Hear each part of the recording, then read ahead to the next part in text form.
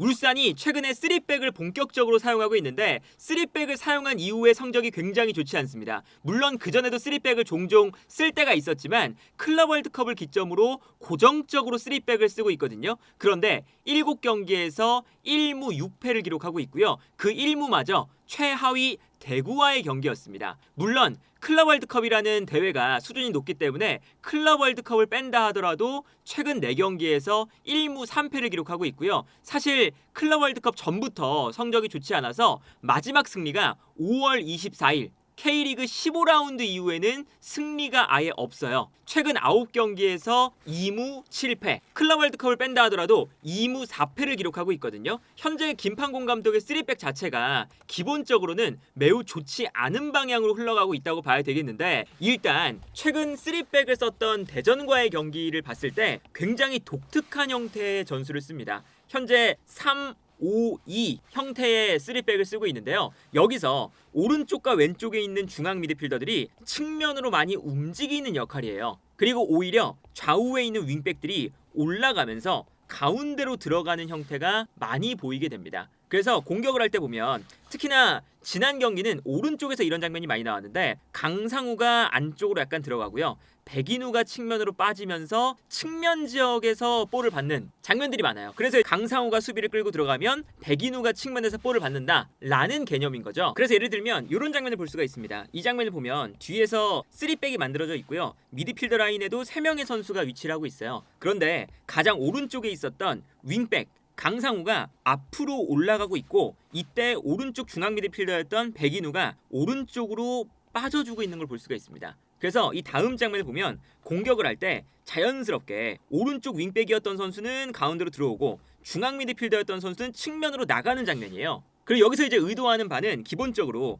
윙백이 가운데로 들어오니까 수비가 자연스럽게 윙백을 따라서 가운데로 들어가면 이때 수비 라인에서 측면 공간으로 패스를 보내준다는 거죠. 그래서 측면에서 중앙 미드필더인 백인우가 측면으로 나가서 볼을 잡는, 그리고 이제 오히려 오른쪽에 있었던 강상우가 가운데로 들어와서 플레이를 하는 이런 장면이거든요. 그러면 강상우가 가운데로 들어와 있으니까 최전방 투톱과 같이 공격 라인을 형성을 하고 있습니다. 여기에 더해서 이제 뒤에 있었던 미드필더도 한 명 올라오면서 공격 숫자를 늘려주는 매우 독특한 형태였어요. 이 장면도 보면 여기서 기본적으로 3명의 미드필더인데 이때 오른쪽에 있었던 미드필더가 측면으로 빠집니다.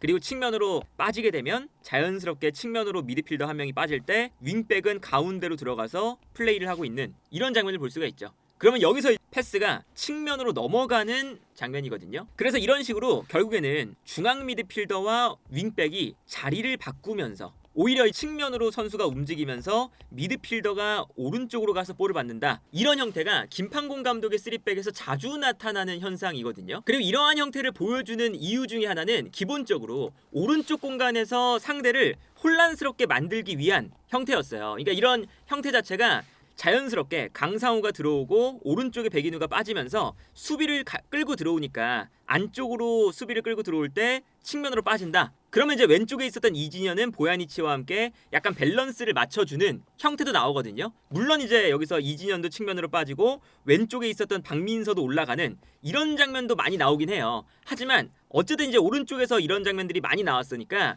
이렇게 백인우가 측면으로 빠졌을 때 여기서 얻을 수 있는 장면은 아무래도 중앙 미드필더가 측면으로 갔으니까 이때 측면의 공간이 일단은 한번 발생을 하고, 이때 백인우에게 패스가 넘어가는 순간 백인우가 볼을 잡을 때 수비가 이제 끌려 나오면 이때 가운데로 들어갔었던 강상우가 전방으로 뛰어나가면서 수비를 끌어당긴다. 그러면 이제 가운데 있는 에릭이나 보야니치에게 공간이 자연스럽게 또 발생을 할 수 있는, 이렇게 수비를 한 명씩 측면으로 끌어내는 형태를 김판공 감독은 원했던 것 같습니다. 그래서 지난 주말 경기였던 서울과의 경기에서도 이렇게 미드필더가 3명이 배치가 되어 있는데 오른쪽 풀백이 안쪽으로 끌고 들어가면서 수비를 안쪽으로 쏠리게끔 만들어요. 그러면 이제 중앙 미드필더 중에 한 명이 측면으로 빠지는, 이때는 고승범 선수였거든요. 고승범 선수가 측면으로 빠지면서 자연스럽게 고승범이 측면으로 빠지면 수비가 다시 측면으로 끌려 나오니까 이때 안쪽으로 들어가 있었던 오른쪽 윙백이 다시 측면으로 뛰어나가는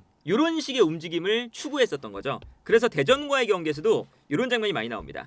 이 장면을 보면 미드필더 라인에서 오른쪽 중앙 미드필더가 측면으로 빠지고 있고요. 이때 오른쪽 윙백이 가운데로 들어가고 있어요. 그리고 여기서 자연스럽게 패스 각도가 나오면서 중앙 미드필더 쪽으로 패스가 가거든요. 그럼 여기서 이제 볼을 잡으니까 여기서 볼을 잡으면 아무래도 수비가 한 명 튀어나올 수밖에 없겠죠. 그럼 튀어나올 때 다시 가운데로 들어와 있었던 윙백이 측면으로 다시 빠지는 이런 형태입니다. 그래서 이 다음 장면을 보면 볼을 잡고 전진을 할 때 아무래도 상대 수비가 이 공간을 향해서 달려 나오니까 그 순간 가운데로 들어가 있었던 선수가 측면으로 빠지고요. 여기서 이 공간으로 다시 한번 패스를 보내줍니다. 그러면 또다시 수비가 끌려 나가겠죠. 그러면 가운데 있는 선수가 다시금 침투에 들어가는 이런 형태였어요. 그래서 김판공 감독이 원했었던 공격 장면이 딱 이런 장면이거든요. 중앙 미드필더 한 명이 측면으로 나가고 오른쪽에 있었던 선수는 가운데로 들어옵니다. 여기서 오른쪽으로 빠지는 선수에게 패스를 보내줘요. 그러면 오른쪽에서 볼을 잡은 다음에 수비가 끌려 나오니까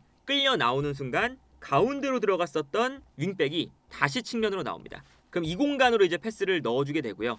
이 공간으로 패스가 들어가니까 가운데 있었던 상대 수비가 또 끌려 나가겠죠. 그래서 이 다음 장면을 보면 측면으로 나가고 있는 오른쪽 윙백에게 수비가 끌려 나가고 있고요. 끌려 나가는 순간 가운데 공간으로 에릭이 침투에 들어갑니다. 그러면 이 에릭이 침투에 들어가는 공간으로 다시금 패스를 보내주면 한 명 한 명 끌고 나오면서 측면을 무너뜨리는 거죠. 그래서 결국에는 이제 에릭이 측면으로 뛰어나가면서 이 공간으로 패스가 들어가고 측면을 무너뜨리는 이런 장면이었어요. 그러니까 이런 형태가 일단 기본적으로 김판공 감독이 본인의 전술적인 형태에서 추구하고 있는 중앙 미드필더를 오히려 측면으로 끌어내고 측면에 있었던 윙백을 약간 가운데로 들어가게 만들면서 공격 숫자를 늘리는 형태였던 거거든요. 그리고 이런 것들이 결국에는 상대 수비를 좀 당황스럽게 만드는 공격 숫자를 많이 늘리는 것에 일단 기인하고 있어요. 어떤 거냐? 강상우가 안쪽으로 들어오고 왼쪽에 있는 박민서가 안쪽으로 들어옵니다. 일단 4명의 공격수가 됐죠? 그러면 이제 중앙 미드필더들이 오히려 측면으로 약간 빠지면서 이렇게 한 6명의 공격 숫자가 되는, 그러다 보니까 상대를 가운데로 끌어당기고 있고 오히려 윙백들이 중앙 미드필더는 측면으로 빠지면서 이 공간을 활용하게 되는 거죠. 근데 여기서도 이렇게 이제 순간적으로 6명의 공격 숫자를 앞쪽에서 만들어 놓고 상대가 끌려 나오는 순간 가운데 있는 선수들이 침투에 들어가는 이런 형태예요. 그러다 보니까 여기서 이제 아쉬운 점은 미드필더 라인의 선수가 좀 부족한 형태가 나오게 되는 거고, 그리고 거쳐가는 플레이가 좀 부족하다 보니까 수비 라인에서 한 번에 그냥 뛰어들어가는 선수에게 롱킥을 때려주는 장면들이 상당히 많이 나옵니다. 이 장면을 보면 후방에 3백 그리고 중앙 미드필더 3명이 배치가 되어 있는데 이때는 왼쪽 중앙 미드필더인 이진현이 왼쪽으로 빠지고 있습니다. 그리고 이제 윙백은 이미 높은 지역까지 올라가 있거든요. 그래서 오른쪽 공간으로 일단 패스를 보내줘요. 그럼 이 측면 공간으로 내려와서 이진현이 볼을 받는 순간, 그 순간 앞쪽에 있는 선수들이 이 공간을 향해서 뛰어나가고 있는 걸 볼 수가 있습니다. 수비를 끌어당겨 놓고 앞으로 달려나가는 형태인 거죠. 그래서 이제 중앙에 있던 선수가 자연스럽게 상대를 측면으로 끌어내면서 여기서부터 이제 패스가 출발을 하는 이런 형태거든요. 다른 장면도 마찬가지입니다. 이 장면도 미드필더 오른쪽에 있었던 백인우가 빠지고 있고요. 오른쪽 윙백인 강상우는 가운데로 들어오고 있어요. 그래서 이 공간으로 또 패스가 들어가는데 측면에서 볼을 잡고 돌아섰을 때 앞쪽에 뛰어들어가고 있는 강상우, 보야니치, 루빅손, 에릭 3명의 선수가 있고요. 이때 이진현도 올라가고 있고 반대편에는 또 윙백 박민서도 올라가고 있습니다. 그러다 보니까 이렇게 상대를 중앙 미드필더가 측면으로 나오면서 끌어내는 순간 앞쪽에 뛰어나가는 선수의 숫자를 굉장히 많이 두는 이런 형태인 거죠. 그래서 실제로 이제 이런 형태의 공격이 많이 나옵니다. 지금도 이제 백스리를 만들고 있고 보야니치가 한 명 수비 라인 앞에 서 있고요. 이때 앞쪽으로 백인우, 그리고 안쪽으로 들어오는 강상우, 이진현, 에릭, 루빅손, 왼쪽에는 박민서가 또 뛰어가고 있어요. 굉장히 많은 선수가 분산돼서 뛰어가고 있고 이 공간으로 이제 한 번에 롱킥을 넣어주는 거죠. 그래서 이 다음 장면을 보면 보야니치가 패스를 때려주는 순간 이때 앞쪽으로 수많은 선수가 공간으로 달려나가고 있는 장면을 볼 수가 있었습니다. 이 장면도 마찬가지인데 여기서도 이렇게 백스리가 만들어져 있을 때 이미 백인우가 측면으로 돌아뛰고 있잖아요. 여기서부터 이제 앞쪽에는 수많은 선수가 있는 거거든요. 그래서 여기서 롱킥을 바로 때려줍니다. 그리고 이 롱킥을 때렸을 때 앞쪽에는 이진현이 측면으로 빠지고 있고요. 오히려 왼쪽에 있었던 박민서가 안쪽으로 뛰어들어가고 있고 여기서 루빅손, 에릭, 그리고 가운데로 들어오는 강상우, 측면으로 빠져있는 백인우를 볼 수가 있습니다. 근데 여기서 이제 문제가 어떤 거냐면 이렇게 중앙 미드필더인 이진현과 백인우가 측면으로 빠져 있다는 거잖아요. 그러면 공격을 할 때는 공격 숫자를 늘렸는데 중앙 미드필더 2명이 측면으로 빠지니까 자연스럽게 이 뒤쪽 공간 미드필더 라인에는 선수가 부족해질 수 있다는 단점이 발생을 하는 거죠. 그래서 결과적으로 이게 수비 밸런스가 어느 정도는 좀 유지가 되면서 공격이 돼야 되는데 강상우와 박민서가 안쪽으로 들어오고 백인우와 이진현이 측면으로 빠진다. 이게 고승범이 있을 때도 마찬가지거든요.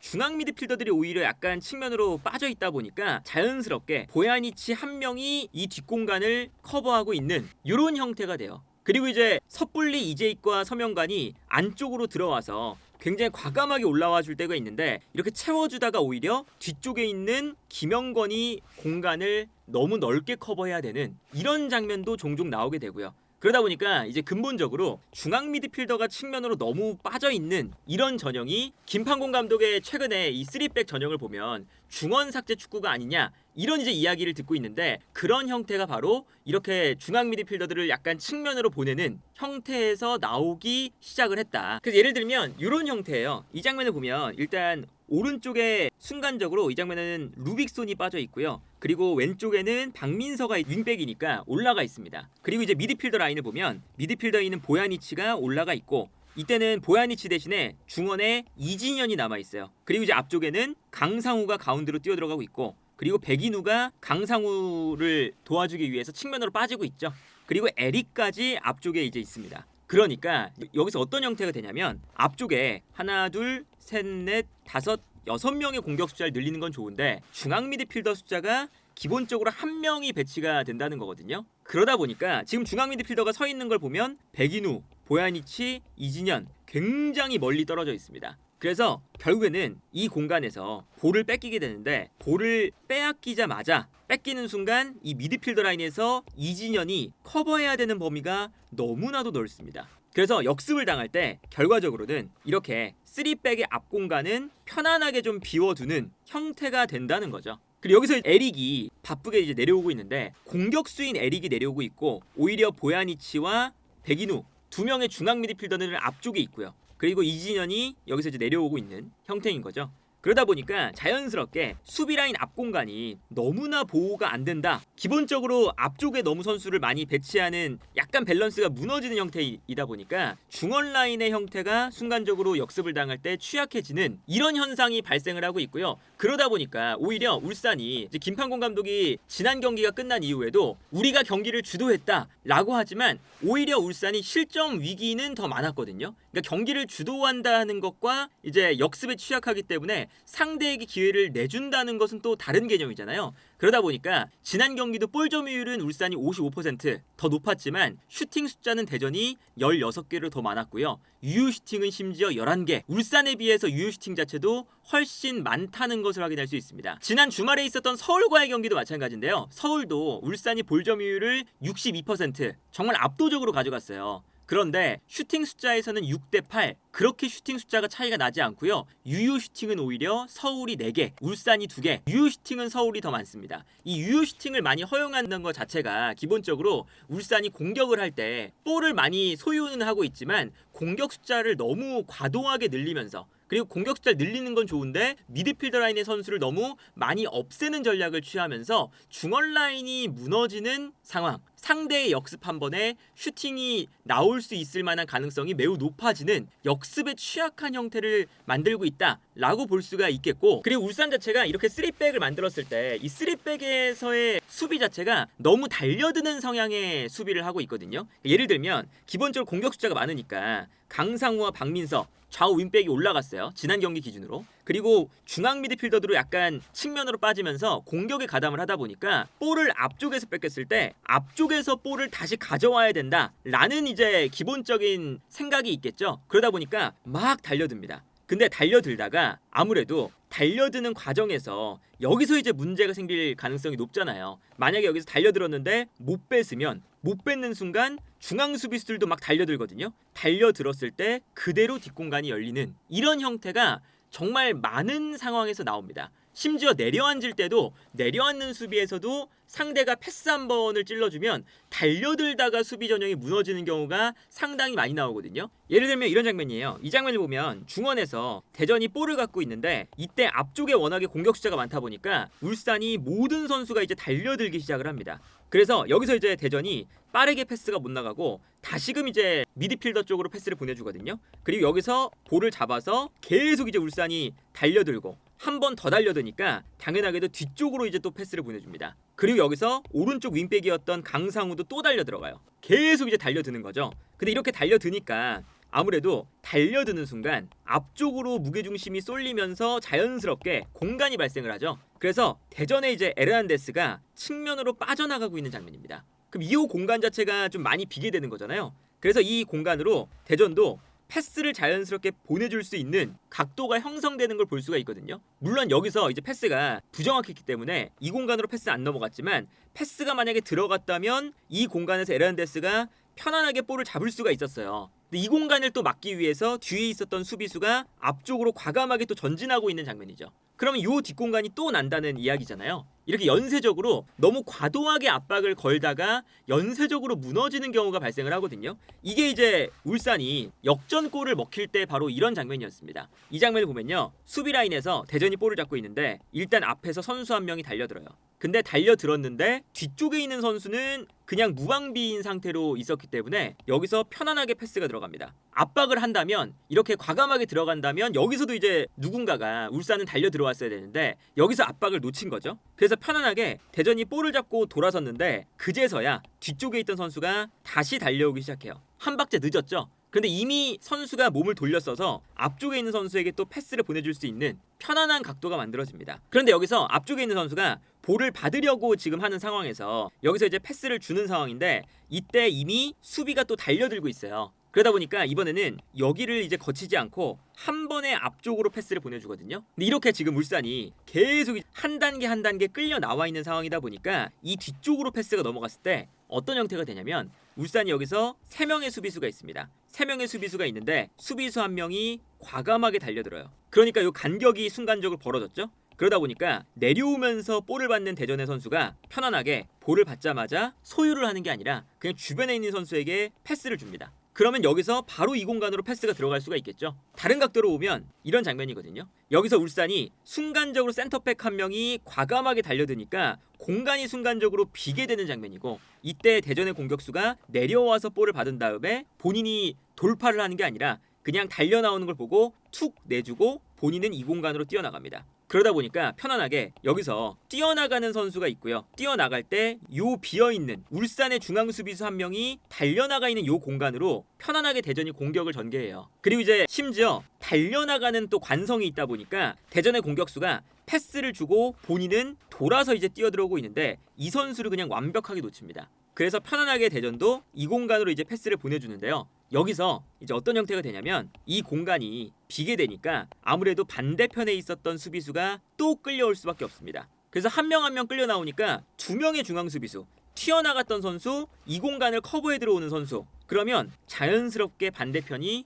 공간이 비게 되겠죠. 그래서 결과적으로는 이렇게 이제 3백이 만들어져 있는 상태인데 여기서 2명의 선수가 측면으로 끌려나가 있는 거잖아요. 센터백 중에. 그러다 보니까 중앙에 있는 센터백과의 거리가 순간적으로 벌어져 있고요. 여기서 이제 공간이 벌어져 있으니까 이 공간으로 이제 공격수 한 명이 뛰어들어올 수 있는 최고의 형태가 됩니다. 그래서 여기서 이제 패스가 들어가고 이 공간에서 볼을 잡아서 득점을 만드는 장면이었죠. 이렇게 연쇄적으로 무너지는 것 자체가 기본적으로 울산이 앞쪽에서 압박하는 건 좋은데 압박의 체계적인 움직임이 없이 따로따로 달려들기 시작하고 그리고 따로따로 달려드니까 대전의 선수들은 볼을 잡은 다음에 편안하게 돌아서서 비어있는 공간으로 패스를 주면 되는 그리고 본인을 향해서 선수 한 명이 달려 나왔으니까 달려 나오면 그 뒷공간을 편안하게 활용할 수 있는 그런 형태가 된다는 거죠. 그리고 내려앉았을 때도 마찬가지인데 울산이 이상하리만큼 좀 달려드는 수비를 많이 해요. 여기서도 중앙 미드필더 3명인데 이때 누구 한 명은 이 앞 공간을 보호해주고 있어야 되는 거잖아요.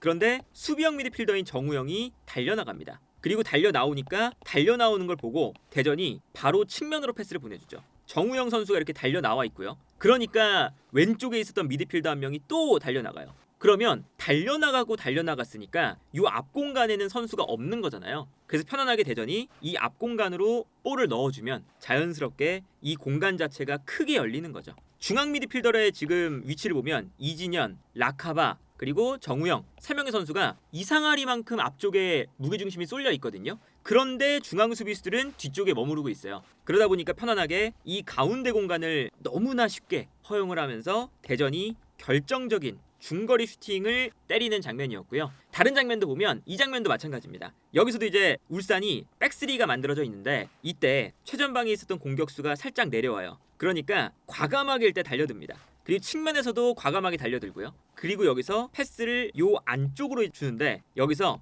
달려 나오는 걸 보고 수비가 본인을 향해 달려 나왔으니까 대전의 에르난데스가 볼을 받은 다음에 소유하는 게 아니라 다시금 그냥 리턴을 내줍니다. 그러면 리턴을 받자마자 요 공간으로 패스를 보내줄 수가 있겠죠. 그리고 가운데 있었던 공격수가 이렇게 되면 측면으로 빠져나갈 수 있는 기회를 얻게 됩니다. 그래서 편안하게 여기서도 이 뒷공간으로 패스가 넘어갈 때 공격수가 측면으로 나오면서 수비수 한 명을 또 끌고 나오는, 그러면 자연스럽게 이 공간엔 또 수비수가 없어지는 형태가 되는 거잖아요. 그래서 지금도 보시면 오른쪽에 있는 서명관이 튀어나갔고 공간을 커버하기 위해서 김영건이 들어왔고, 그러니까 왼쪽에 있는 수비수 한 명은 너무나 넓은 공간을 혼자서 커버하는 아주 좋지 않은 형태의 수비거든요. 그래서 실점이 나올 때도 마찬가지입니다. 실점이 나올 때 분명히 울산이 이렇게 3백을 만들고 있어요. 그런데 한 명의 대전 공격수가 내려오니까 이 선수를 따라서 달려나오고 있습니다. 그래서 달려나오는 걸 보고 대전의 공격수가 뒷공간으로 빠져들어가고 있어요.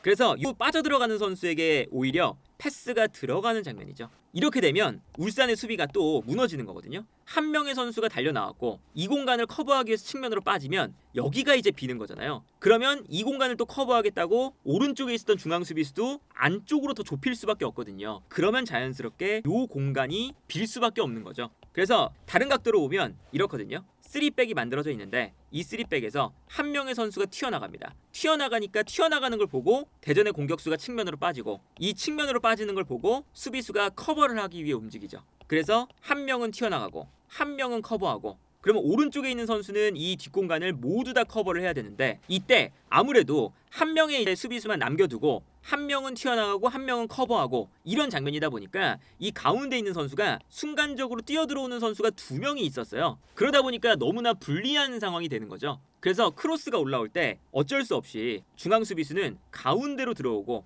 측면 공간이 이제 무너지면서 크로스가 반대편 공간으로 넘어갑니다. 그리고 여기서 이제 득점이 나오는 장면이었죠. 그래서 결과적으로 실점을 할 때도 이렇게 수비수가 튀어나가고 커버하고, 그리고 커버하는 것을 또 보호하기 위해서 가운데로 들어가다가 이때 요 뒤쪽 공간을 허용했다. 그리고 여기서 이제 크로스가 올라오고 침투에 들어가는 심지어 이명재가 득점을 만들어내는 이런 이제 장면을 연출을 했었는데, 이런 것들을 보면 확실히 이 김판공 감독의 공격적인 형태도 마찬가지고 수비적인 형태도 마찬가지고, 공격을 할 때는 수비 밸런스가 너무 깨지는 형태고 수비를 할 때도 너무 달려나가는 형태의 수비 방식을 취하다 보니까 달려나가다가 수비의 공간이 너무나 쉽게 열리는, 그래서 실제로 현재 김판공 감독이 최근에 실점이 되게 많아요. 무실점했던 경기가 마지막 경기가 이제 코리아컵 인천과의 경기 5월 14일 경기고요. 리그에서는 광주와의 경기 5월 2일 11라운드입니다. 근데 현재 K리그가 23라운드까지 진행이 됐으니까, 그리고 이때부터 리그에서는 9경기 연속 실점을 하고 있고요. 경기 수로만 따지면 인천전 이후에 11경기 연속 실점을 하고 있거든요. 이런 이제 수치를 보면 기본적으로 이 김판공 감독의 이 축구 철학 자체가 너무 밸런스가 깨지는 형태가 아니냐라는 지적을 들을 수밖에 없지 않을까라는 생각이 드네요.